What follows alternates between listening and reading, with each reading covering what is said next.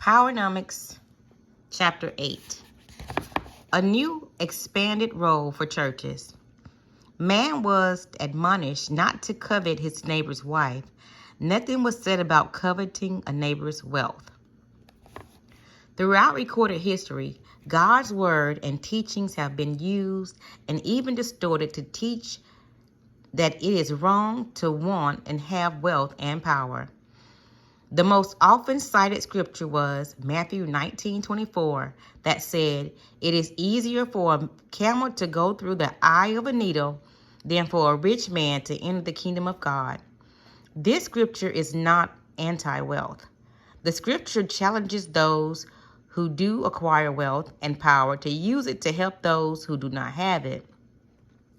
Therefore, it is wealth inequities and not wealth itself that the scripture opposes. In accord with scriptural admonishment, the PowerNomics National Plan is about acquiring wealth and power, then using it to improve the lives of people who have been long denied the joys of a decent quality of life. This chapter calls for a new and expanded role for those of Black Americans, 65,000 churches that chose the PowerNomic vision, just as established religions played a central role in institutionalizing Black slavery. Modern organized religion can be instrumental in carrying out biblical instructions and correcting the wealth and power inequities between the races. The Black church community is the only Black institution that successfully survived centuries of slavery, Jim Crow, semi-slavery, and governmental directed benign neglect. With that survival record, they are the most qualified institution to bring wealth and prosperity to an impoverished Black race. God must surely have intended for Black people to be wealthy and recognized as a special people.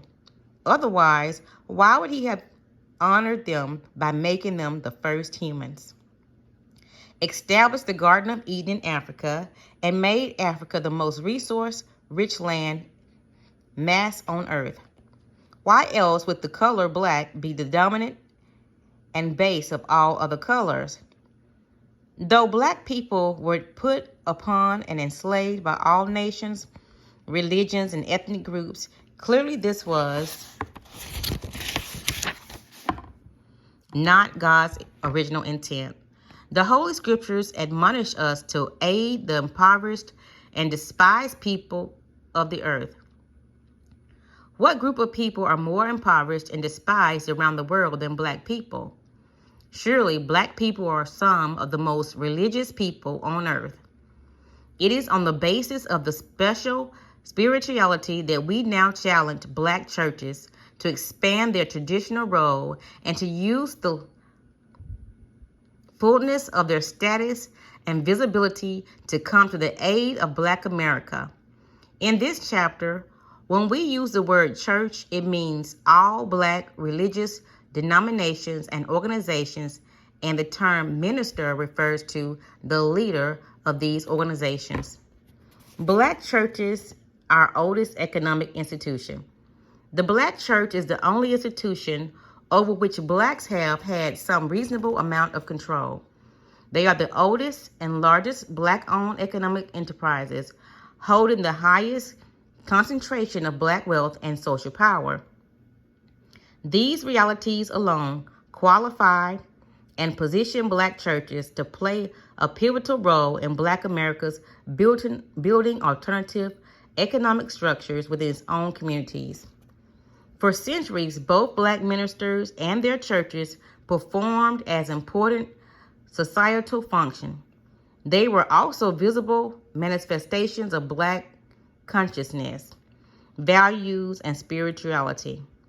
The one area in which Black people have had our greatest degree of freedom.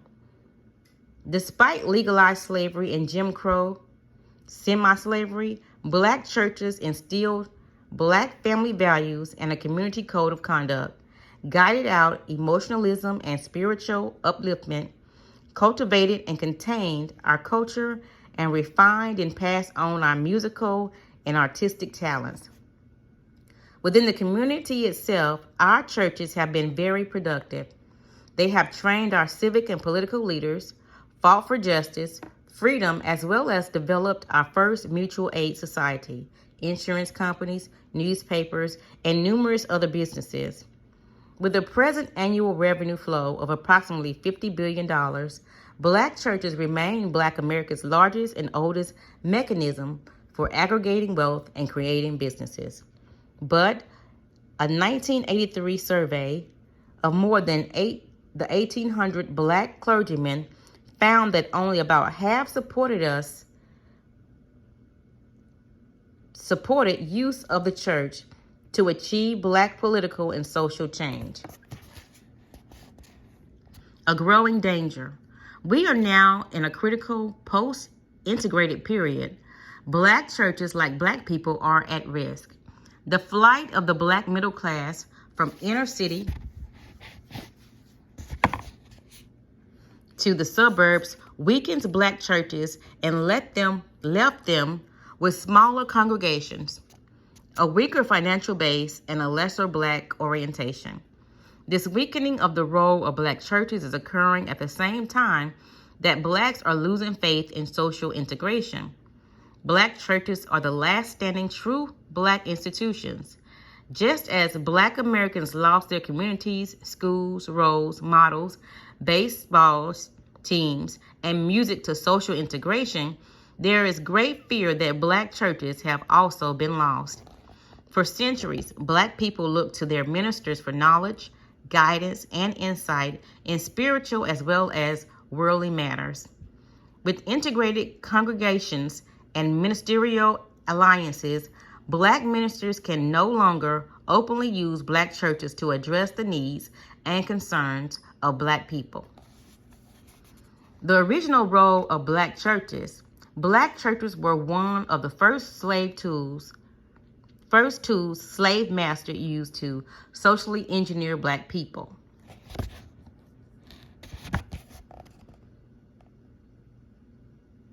A slave's exposure to organized religion in this country was limited to occupying the slave master to Sunday morning services as attendant or driver. While colonial laws of 1672 discouraged slaveholders from baptizing Black slaves, Christianity was used to benefit the white masters. In general, slave masters hoped Christianity would encourage slaves to be Christ-like, render them submissive and obedient, justify Black bondage, and instill internal controls over the hearts and minds of Black slaves. These internal controls were occupied by self-serving interpretation of the Bible, alleging the Blacks were a cursed people. Many Blacks became so convinced that the world was so full of sin and sorrow that the sooner they were dead, the better off they would be. From their inception in the 1800s, they had the responsibility to focus the aspirations of Black people on the next life. The scriptures were used to promote Black inferiority and justify slavery. Once the white power elite selected or approved a Black person to administer to the Black masses, they admonished the minister to teach that, number one, when the Holy Bible referred to slave and master, it was referring to the Black race and the white master here on earth. Number two,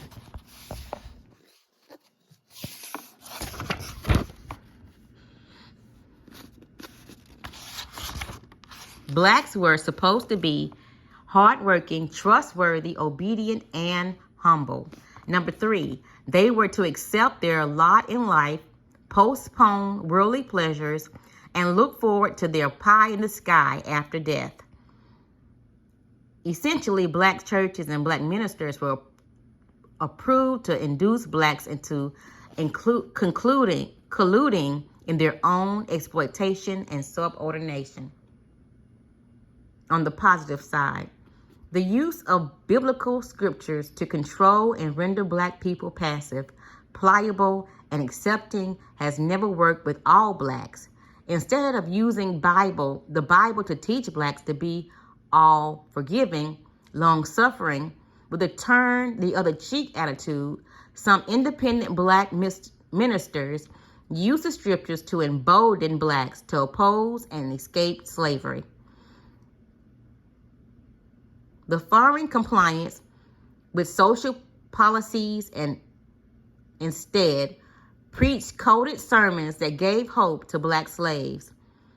They helped the black masses by fashioning a different sense of reality within the Christian religion by teaching them to identify with the plight of Jesus in the Bible and providing resources to escape slavery. Following the Civil War, many black ministers, especially those in African Methodist, Episcopal, the AME churches, aggressively asserted their spiritual independence. In the mid-1860s, over 100 enslaved walked into St. Paul's AME Church in Raleigh, North Carolina, and demanded that the church help the 5 million nearly freed slaves who were poor, hungry, ignorant, homeless, and defenseless. Black churches responded to this and similar demands across the South and provided food and clothing. Within a decade, they used the churches to start banks, newspapers, benevolent societies, insurance companies, burial societies, and other black businesses. Black churches eventually became the repositories of black culture, music, wealth, and leadership. Most importantly, black ministers began to use their religion as training grounds for community and business leaders. Out-of-the-box religious teachings. Many looked to the Old Testament and identified with biblical characters such as Moses, Joseph, and Samson in their struggle to free their people. They saw aspects of these stories that whites did not teach. The story of Samson in the book of Judges provides a particularly inspiring and non-traditional role model for black religious leaders. The model of Samson obligates black leaders to be more protective of black followers, just as Samson was of his fellow Jews. The story of Samson and Delilah was not just a morality story of a man's betrayal by a woman or about Samson being punished for giving in to the weakness of the flesh. It was a story of a man who God brought into the world with unique strengths and powers as an people. But Samson was not a priest or a man of cloth. He never saw himself as being perfect. He gambled, drank wine, chased women, and committed violent acts. Samson was a Danite, commissioned to provoke the Philistines and when necessary to stand up to them. He was not sent to earth to get along with the enemies of his people. The story of Samson is about unconventional, out-of-the-box thinking. The lesson in the story of Samson is that even when blind, he remained committed to fighting his people's enemies, regardless of personal sacrifice he had to make. Today, as in Samson's time, the system that is oppressing black people stands up two pillars. One, structural, economic, and political inequality between the races and the learned and appropriate behavior patterns of black people. The lesson of the story of Samson is more about commitment than it is about betrayal. The hour is late. A great number of social factors, including the breakdown of the family, deterioration of black churches, Lack of moral standards, increased crime, and integration negatively impact black churches. Integration is one of the most detrimental. Why? Because to a large degree, integration triggered many of the current social pathologies that are crippling black communities. Churches also had to respond to changing neighborhoods. Some churches welcomed the newcomers and abandoned their old blackness. Others welcomed the newcomers into the blackness of their church and maintained their cultural heritage and orientation. White ministers moved into black neighborhoods and set up churches with black members. The integration process has already compromised away our music, colleges, businesses, sports teams, and communities. By compromising away our blackness, whether it is inside or outside of the church, we lose our common past and our common future aspiration. We become a people who are blind to reality. A couple of years ago, while speaking at a community forum in a local high school auditorium in Ohio, a member of the planning committee advised me that a black minister of one of the city's largest black churches would not be attending the program. He anticipated that the program would focus on black issues and black rights, and that as a minister, his concern was human rights, not black rights. It seems that by focusing on human rights than black rights, the minister implied that blacks are less than human. Ironically, the first time the phrase human rights was made public issue was in the 1850s in the response to Harriet Beecher Stowe's book, Uncle Tom's Cabin. It was later that human rights, like the concepts of minority and race, was expanded and watered down to include nearly everybody but black people. Unfortunately, this minister is not unique. There are hundreds of black ministers who have similar attitudes and avoid black rights and black people. Though the racial inequalities created by slavery and Jim Crow, segregation continues to exist. Apparently, many ministers feel some obligation to protect white society's feelings by avoiding racial matters. Some do not. There are two notable exceptions.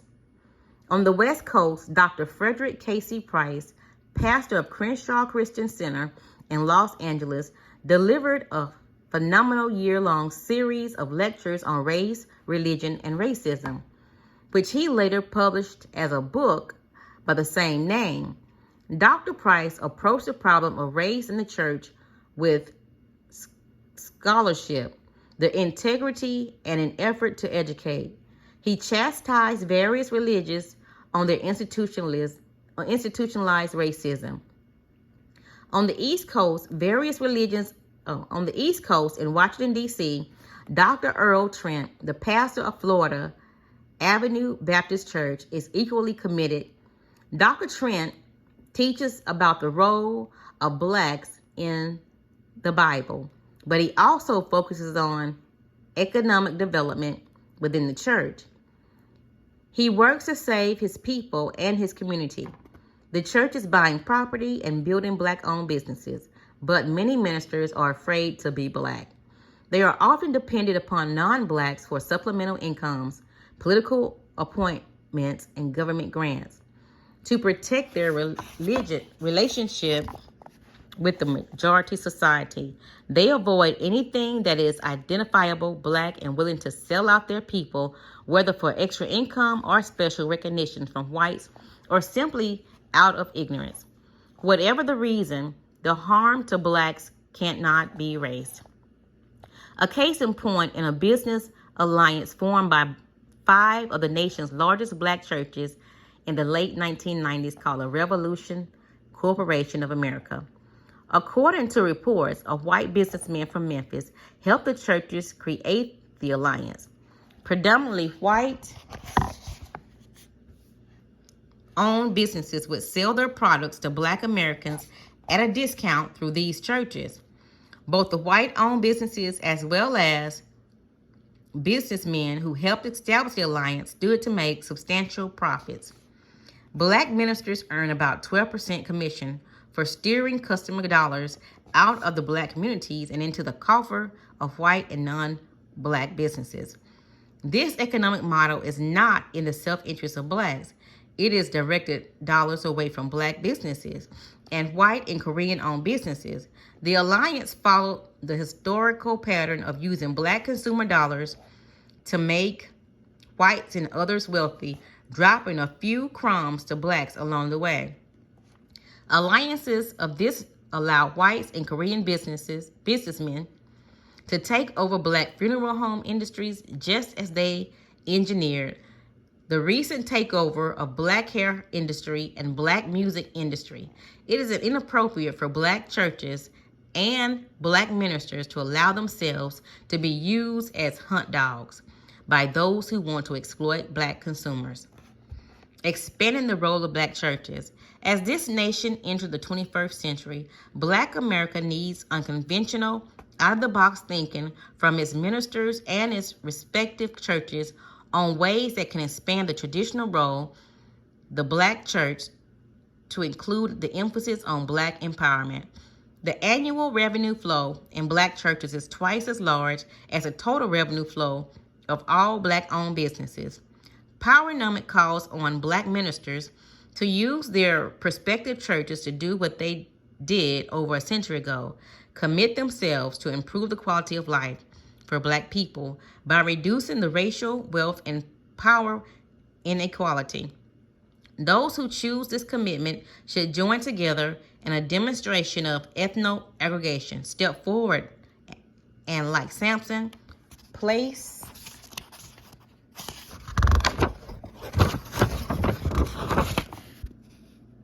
their collective hands upon the greatest pillars that support the inequality and push until they overcome and the corrupted spiritual, economic, and political structures that have entrapped black people. Churches can act as a catalyst for change and function as a social glue that holds black America together while teaching how to economically and politically compete as a group. What should black churches do? First, they should begin espousing a new black spirituality that promotes community building, both in terms of physical structures and in a sense of peoplehood. As active community builders, black churches can influence nearly every aspect of black life. They can reach out and apply PowerNomics principles to rebuild the physical communities, local communities, public and private school systems, and mostly important, give black people an expanded base for their spirituality. The distinction between blacks and religion versus blacks as spiritual is important. Black people can be spiritual even without belonging to a particular church. Those who are spiritual may not regularly attend a church, but do believe in the existence of God and feel religious and importance in their lives. Many would be attracted to church affiliation by religious institutions that are reformed and more committed to black community. The challenge for black churches is to prepare black people to compete and prosper here on earth. Not all black churches will be able to accept this challenge. Since wealth and power follow the numbers, black America needs its churches to expand their philosophical and program boundaries to include as many black people as possible. Whether members or not, churches that choose to accept the challenge will retain their religious leadership, but expand it to include civic activities and challenge America's structural inequalities. The following 10 principles offer guidance to black churches committed to expanding their traditional role and encouraging black Americans toward self-sufficiency based on competitive self-interest. Action step 1. Incorporate a new focus around blacks, the original people. With the exception of black people, all races of mankind claim and practice their own religion. Other population groups enjoy the decided advantage of ascribing to religious philosophies, doctrines, and culture that link them in a positive way to an omnipotent being. Black people suffer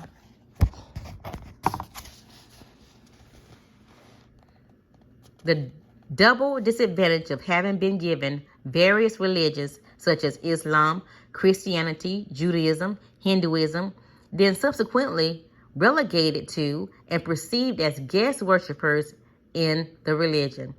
This should never have happened. Black people hold a special place in biblical history as we missed the boat when failing to claim that special place. It is difficult, if it is not possible, if not impossible, to be respected and appreciated when religions of which you are a part teach black inferiority and condemnation. Now is the time for black churches in America to use their spiritual, cultural inheritance to promote the interests of black Americans. Black ministers can use our spiritual history and reclaim our rightful place as the first humans on earth, just as Jewish people claim to be the chosen people. The American Indians claim to be Native Americans. Black people can lay claim to being both religiously and biologically the first humans or the original people on earth. Moreover, Africa is the birthplace of all mankind. These ancestral claims are important because they set precedents and demonstrate that black people have an historical importance and deserve respect that is not reflected in today's society. Recent DNA studies found a genetic link between the priest of the tribe of Levi and a group of blacks in the Middle East whose religious practices and oral traditions had tied them to Levites for centuries. We are the ancestors of all people, whites, Asians, American Indians, and Hispanics. When black churches and black ministers illuminate and teach these racial and religious truths, they make important contributions to truth and reversing erroneous church teachings. Action step 2, develop and instill a group code of conduct. For the sake of group stability and functionality, every group or society should have an organization whose primary responsibility is the promotion of its social cohesive values, norms, conformity, and a way of life. Black churches in aggregate are the logical institution to assume the responsibility to develop and instill a code of conduct in Black America. This group code of conduct should be based on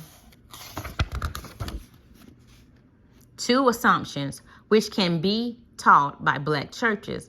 First, to overcome Willie Lynchism and build unity. Black churches should teach their members that God has assigned them to a skin color team.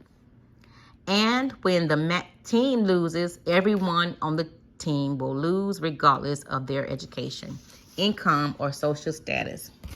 Second, churches can teach blacks to love and support the group to which they belong and never treat other people better than they treat their own people. Such group communities will lay a solid foundation of acceptable behavior upon which blacks can begin to empower ourselves through group economics and group politics.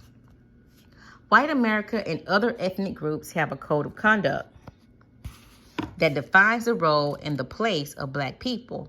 Without our own code of conduct that teaches us how to support, love, and care for members of our own group, we should have no recourse but to continue to accept majority society code of conduct, which is not in our best interest. The majority society code of conduct accommodates its needs. It is based on European beliefs and values, especially in white culture. superiority, and individualism. Their code of conduct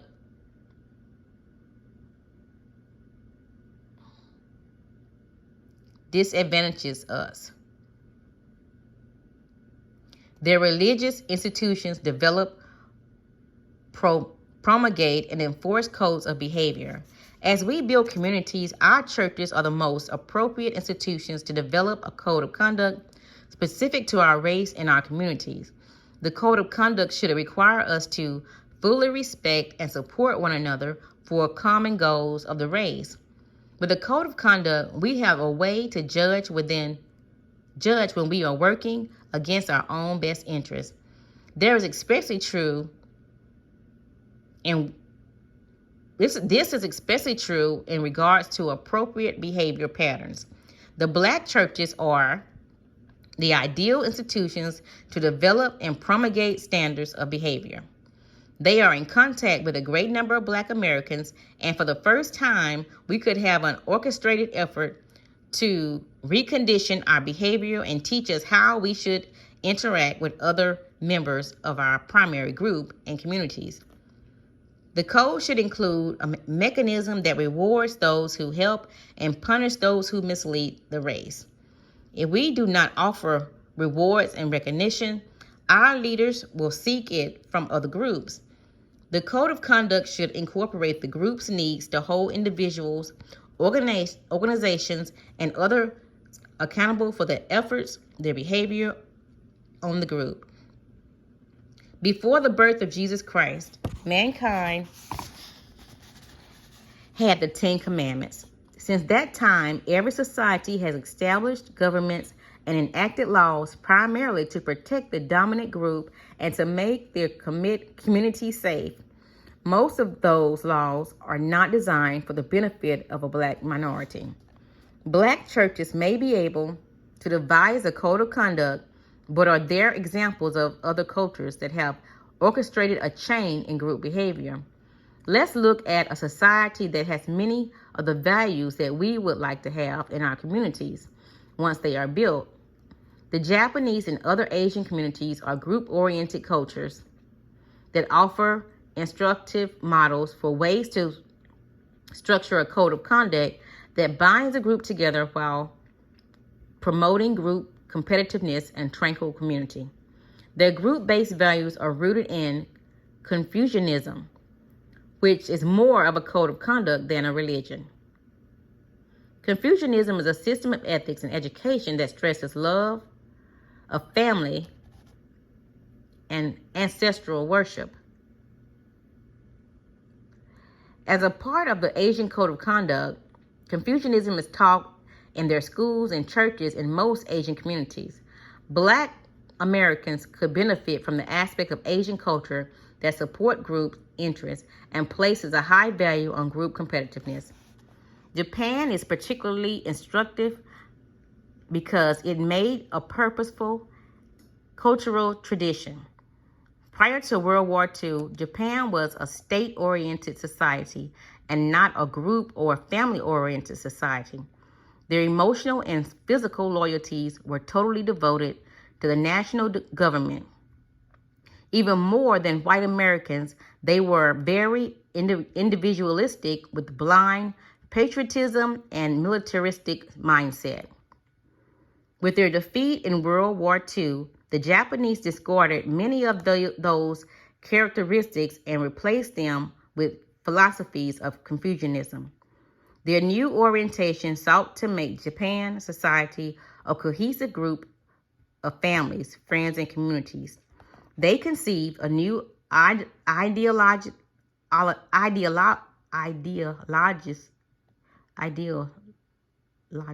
that taught them how to respect each other and work together for the common good of the group. This ethnic code of conduct was articulated by the religious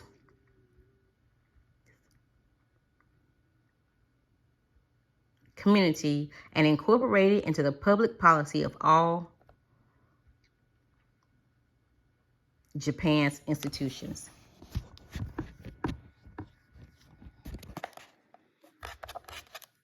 It shortly became standard operating procedures for the state. If a code of conduct can have such a powerful impact that it turned the Japanese society away from individualism and blind patriotism, then it has potential for blacks to build a sense of togetherness and instill values of respect, trust, and support and care for each other.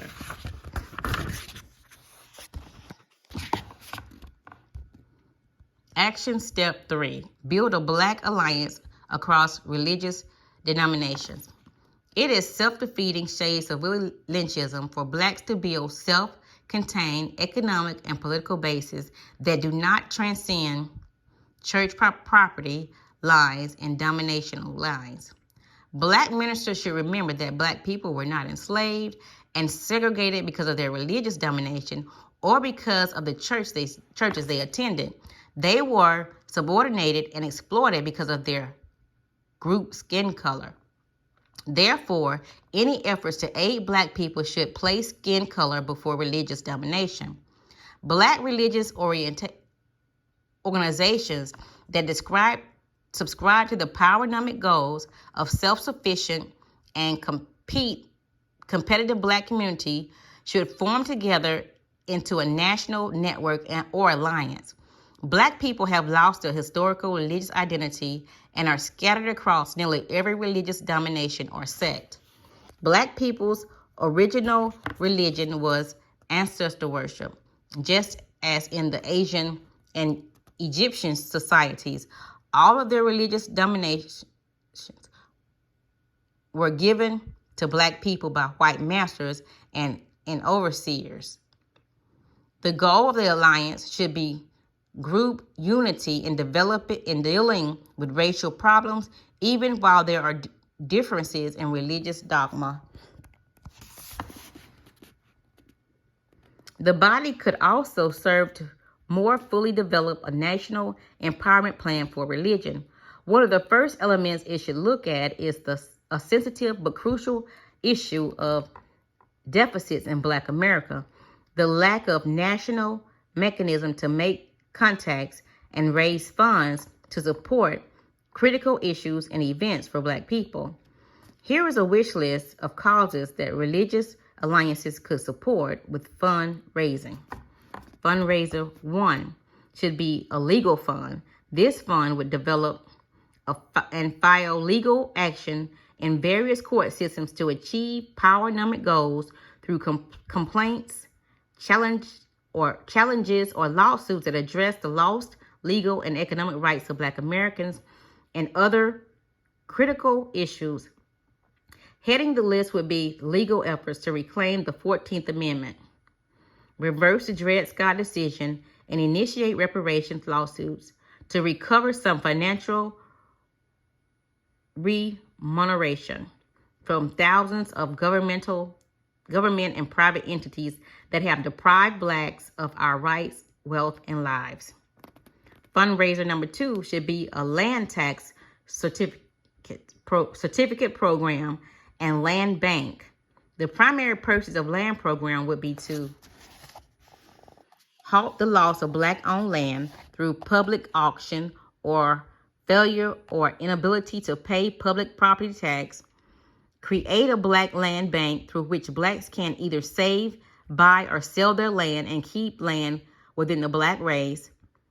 The bank would monitor tax rolls, especially in the South, and either purchase a tax certificates on delinquent taxes or lend the money to Black land owners to pay taxes. The property inventory would be available to Blacks seeking to develop urban or rural agricultural lands. Fundraiser number 3 would provide educational funds through either scholarship or grant to Black youth seeking post-high school education and training. The primary purpose of the education program ought to be link formal religion and spirituality with educational achievements by providing educational options that reflect the PowerNomics vision from nursery schools through graduate schools. Provide funds to Black youth who want to direct their efforts to achieve PowerNomics visions of Black America and specialize in skill areas such as business, economic research, computer science, math, engineering, and physics for post-secondary education or vocational internship that would help develop group economics and politics. Funding programs similar to these above would bring Black churches and their ministers back into the Black empowerment equation. How much money should and could a Black religious alliance systematically raise? The design of the fund by the alliance would reflect the degree of commitment by the church and its members. If we look at simplistic example of ethnic aggregation resources, however, we can get some sense of scope. There are 10 million Blacks who attend church regularly. If just 25% of them elected to support the PowerNomics vision and contribute $1 a week, with the alliance could raise approximately $130 million per year. This would be a massive amount of economic clout for a modest investment. $1 a week is less than what we would spend on one evening at the movies or for music CD. Ethno aggregation across denomination lines would give the religious alliance a meaningful and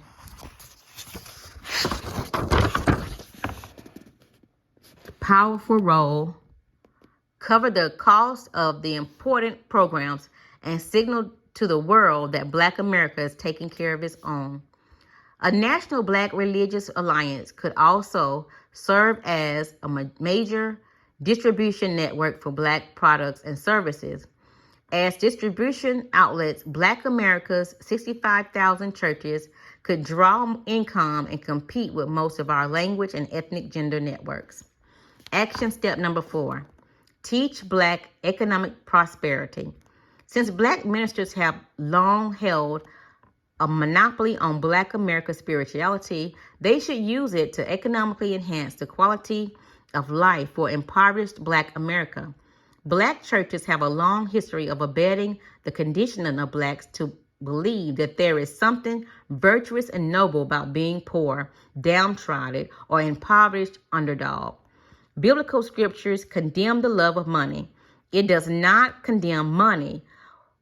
When Jews began migrating to this country in the latter part of the 19th centuries, nearly all of them were poor and impoverished. The synagogues became the source of group unity. When Jewish children were young, the synagogues and the families taught the value of seeking out and buying from those in their own group. The synagogues taught these families an importance of gaining wealth, religious ties, understanding, and practicing capitalism, building Jewish-owned and controlled schools, supporting family and community, and using wealth to protect their homelands. Today, as a group, Jews are wealthy and politically powerful. Through preaching and teaching, churches could establish a value within their respective congregation for a moral obligation to acquire sufficient wealth and power to support our families, our church, our race, and ourselves. The parade of the master and the slave in Matthew 25:14 is instructive. The structure tells the story of a master who gave each of his 3 slaves a different amount of money before going on a journey. He instructed them to protect his money. When he returned from his trip, he called each slave to report how well he had done with his money. The first 2 slaves reported they had sizably increased the original amount they had been given. The third slave, however, reported that out of fear, he had buried his money and failed to produce a profit. The master was furious. He took back what he had given the slave and cast him out. The lesson for Black America is that Blacks should take whatever money or wealth they have been given by God and increase it. If we are to follow biblical responses, we must have wealth. Churches can teach a biblical view of wealth, and it must be used to do what God intended. Expanding the role of Black churches began with teaching Black Americans to acquire wealth and power and how to use it to appropriately pour use it appropriately. Poor people cannot help poor people. The amount of financial support received by the church is directly related to the financial condition of church members. Without it, the ministers cannot raise enough money to keep the church solvent and perform their religious work. In the context of our vertical integration paradigm, Black churches and the cultural gifts they produce, music, songs, and dance, can provide the basics for alternative economic structures. We can produce and sell Black consumer products within Black America that are primarily designed for Black consumers, but also can be sold to mainstream consumer. Look at the history of Black music and song. As stated earlier, Blacks have produced a wide range of musical form, from Dixieland and jazz and rhythm and blues and gospel, all of which have popular appeal for centuries. Black music represents an important acculturation of Blackness in the majority society and the world. It illustrates the way Blacks as a group can surge outward and compete in the large society while simultaneously retaining our own culture, peoplehood, and Blackness. While Black music can be the base of commercial products to jumpstart a vertical industry, the same thing can happen with the other products. In all instances, the Black church can aggregate and distribute products derived from Black cultural gifts and strengths. But if we whiten our churches and our culture, we run the risk of losing a major mechanism for addressing the unique problems, history, and social economics needs of Black people. Action step number 5. Operate the church as an educational and instructional center. Black churches could serve as community centers for health services, employment opportunities, leadership, and business training, especially for the growing Black underclass who feel abandoned and confused about what its role in today's America. Churches should ally with families and schools to share their social burden. This burden falls primarily on the shoulders of the church because nearly all other institutions within Black neighborhoods are dysfunctional, and various levels of government have disavowed any responsibility to aid this segment of the Black community. It would be helpful if Black churches would teach to enlighten rather than preach to excite. All too often, our Black congregations go to church simply to get excited and to walk away feeling good. Most Blacks need more in their daily lives. They need to be knowledgeable of the skills that would allow them to negotiate the economic and political world outside of the church. Churches could develop educational programs to educate Black youth and adults by teaching them economic principles and capitalism from the pulpit and in Sunday schools. Black children should be taught the nature of a capitalistic democracy and the role of group economics. Churches can do this in the context of the dogma. In the early years, children ought to be trained to support their own people first. They should see their principles in operations in church activities. Teaching these values to Black children is not teaching them to dislike any other group. The issue is who Black people are for, not who they are against. 1. These principles are taught in the nursery schools that should follow through in high school, independent and religious school policies, or special trade or apprentice groups that complement the regular public schools. A supportive group of spiritual unity must be instilled in Black children in their early years. As they grow, they know how to respect themselves and each other and how to stay in their communities to seek out Black businesses for goods and services. Religious or church charter schools could offer Black children intensive, specialized training that would support community building or vertical integration in economics or politics.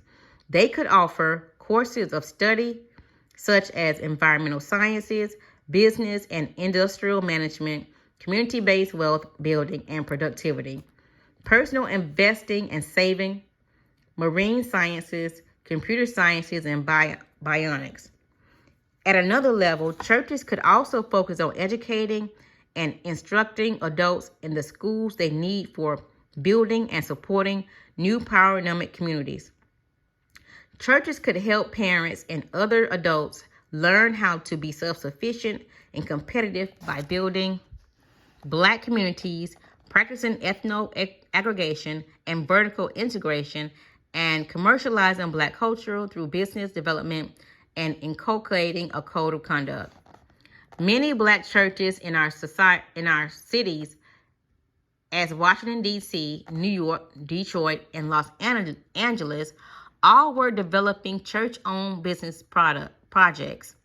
The most frequent projects are the ones that provide social services such as nursery schools, nursing homes, senior citizen homes, and low-income housing, florist shops, and food service programs for seniors. They have made a start. Others have progressed a little further and have begun to invest to more substantial business projects. They are beginning to build commercial office space for professional services and retail outlets. One church in Michigan invested its money in a potato chip plant and a meat processing factory and cookie companies. Profit from the operation of these businesses flow into the church coffers, enable the church to purchase additional land upon which they built charter schools for the local Black community. Action step number 6, use the church to attract and hold wealth. Black communities have long suffered a scarcity of wealth and income-producing resources needed to be competitive. We are getting beaten, first by competitors who impede wealth and income from entering Black communities, and also by internal agents who abet the flight of wealth and income resources out of Black communities. Black America has not had a benefactor with the potential to reverse the overflow of resources from Black communities. Black churches, however, have the potential power to stop the capital drain from the Black communities. Black ministers and the respective churches have enormous social economic potential for power because they can attract and hold wealth. Black America reportedly has $500 billion in annual disposable income. To understand the power of that statistic, imagine that capabilities Black religious organizations could have if just 10% of that money, approximately $50 billion, were given to churches in one lump sum payment. Even though it is not a lump sum payment, that is, in fact, what Black churches take in annually. This amount of money represents 3 times the gross receipts of Black America's nearly 500,000 businesses. And this $50 billion, if this $50 billion in tithes and other contributions were kept within Black community and made to pass through the hands of 8 to 12 Blacks, it would nearly equate to the total annual disposable income of Black America. Money of the multitude could easily foster economic growth if Black churches conducted the majority of their businesses with Black companies. Today, unfortunately, that is not the case. Nearly 99% of money spent by Black churches pass into the white community through mortgage payments, insurance premiums, printing expenses, maintenance, utilities, insurance premiums, and so forth. Nearly every collected penny is deposited into a white bank.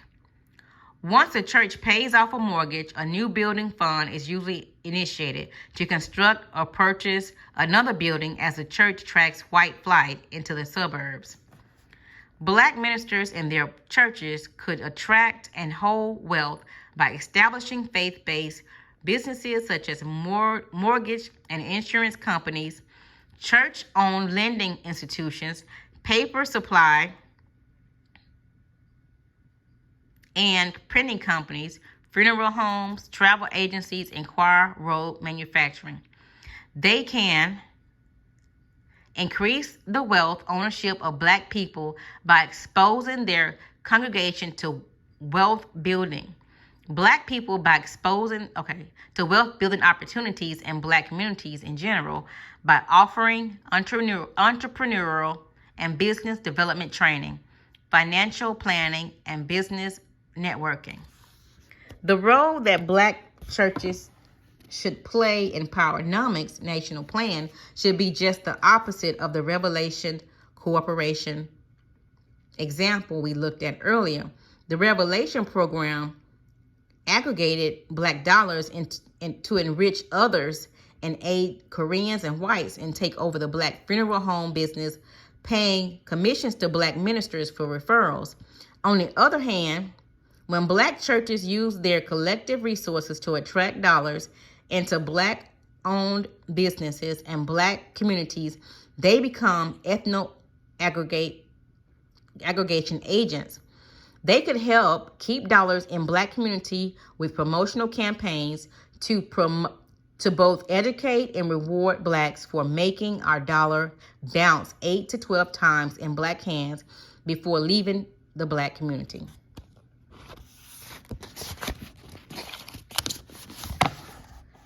Action Step 7. Establish church-based lending programs. Every Monday morning, Black churches typically deposit approximately $1 billion in white-owned banks across America. In most instances, these are the very same banks from which Blacks, as well as Black churches and Black businesses, have a difficult time securing loans.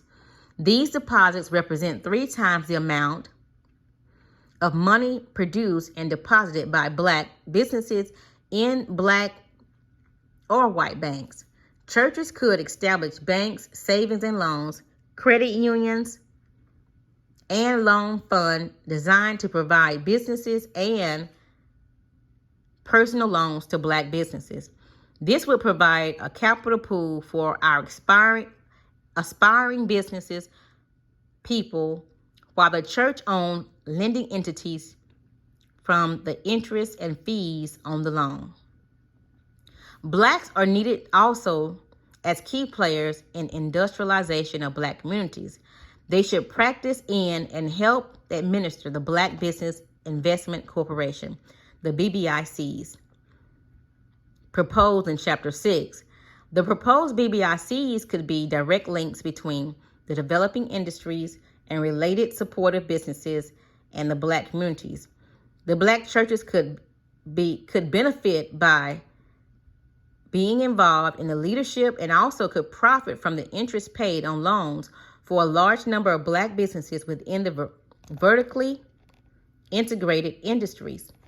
Churches would be members along with other key groups such as traditional lenders, civic organizations, business execs and academics, elected officials, and investment club representatives. Small church-sponsored capital pools could also be created. Church investment clubs, for instance, can also function as alternative sources of business financing. Smaller churches should be encouraging to join in and pool their lending capital together with larger religious institutions. At some point in the future, after we have some experience under our belts, the free loan concept used by Jewish leaders could be a model for distressed Black communities. Administered through association, these loans do not require interest payments. The concept embodies civic and religious traditions that combine social service commitments to economic development of the poorest people. The loans are made in the belief that a loan is preferable to charity. Black churches, especially the larger ones, could start modified versions of Jewish Free Loan Association. Action step number 8. Provide social community services. God commanded his followers to take care of the poor, not to become the poor.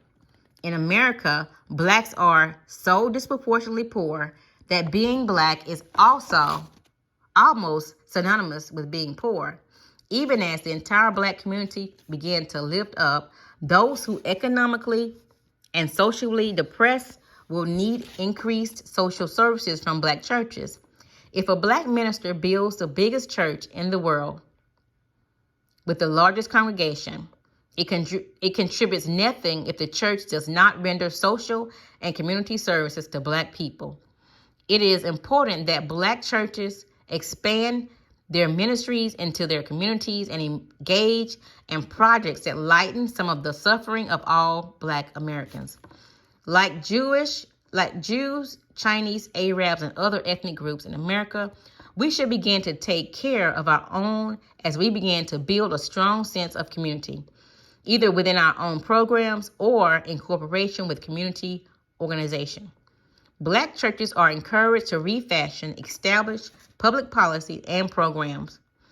PowerNomics principles should be incorporated into them so they address the needs and predicaments of black Americans. With limited funds and lots of commitment, we could craft programs that run parallel to traditional public welfare systems, such as food assistance and stamp programs, farmer cooperatives, rent subsidiary programs, and mortgage buy-downs. We need a network of churches that would eventually provide sufficient services for all of our black inner cities. As religious schools mature and incorporate vocational work experience into the curriculum, churches could aid the local high schools by creating work opportunities for students, enterprises within neighborhood businesses in support of the vertical industries within public housing and other neighborhoods. A creative housing director could seek alliance with local churches to cooperatively establish business development funds. Farmers markets, repair shops, and janitorial, landscaping, and delivery services are examples of the types of businesses that could be started with joint support among creative and enterprising churches, schools, governments, and communities businesses. Action step number 9. Establish a network of protective organizations. Based upon the historical treatment of black people in the country and around the world, black Americans need a national organization or network, secret societies, whose sole purpose would be to protect black people from physical and political economic abuse.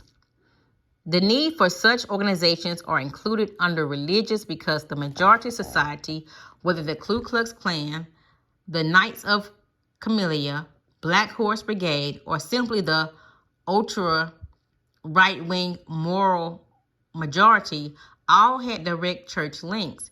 They all laid claim to some religious dogma to justify the society's commitment to protecting their people in the way of life.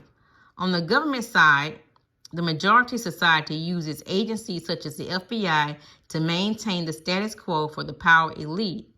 As an outside group in current status quo, blacks needs to establish organizations similar to those established by Jews, such as the American Jewish Congress. The mission of this organization is to, number 1, safeguard the welfare and security of Jews in the United States, Israel, and throughout the world. Number 2, to strengthen the basic principles of pluralism and the best defense against anti-Semitism and other forms of bigotry. And number 3, to enhance the quality of American Jewish life. Note that these organizations are very specific about what they are supporting and protecting. They say nothing about all denominations or minority religions. Unlike black civil rights organizations, Jewish organizations make no pretense about their priority for their own group.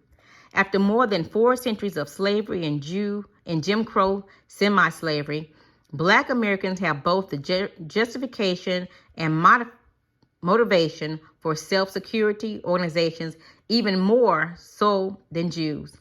Every population has not only a right but an obligation to protect itself.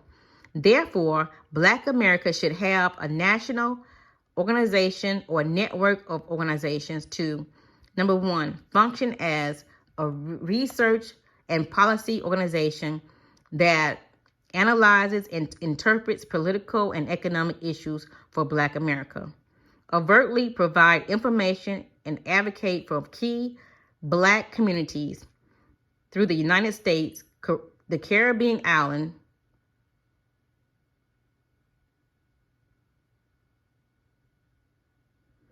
Brazil, and Sahara African nation. 3, monitor and raise the awareness of Black Americans about activities of anti-Black and terrorist groups. 4, challenge immigration laws that are closed and make Black Americans a permanently minority. 5, encourage political dialogue and economic alliance between all dispersed African Blacks. 6, challenge the dissemination of slavery and Jim Crow semi-slavery. Revisionism in print and electronic media. And 7, identify and expose liberal and conservative symbols whose activities endanger Black people. Similar defense organizations ought to be established to all Black nations. And 8, Black America needs a monitoring organization that tracks the right-wing conservative organizations and reports their activities to every level of Black America. The suggested organizations ought to be religious-based and supported by the combined effort of Black churches and Black businesses. In conclusion, churches in America helped to establish a foundation that supported slavery. Black churches were established to keep Blacks pacified and under control. But like those established independent ministries who use their churches to help their people escape slavery, PowerNomics calls on all those religious organizations to be agents of change to empower Black America today. Many religions are represented in Black communities, and there is a role for all of them. PowerNomics does not ask that religious differences, but set aside It asks instead that we work together on common ground to establish and strengthen communities. In doing so, we strengthen ourselves and the Black religious organizations to which we belong.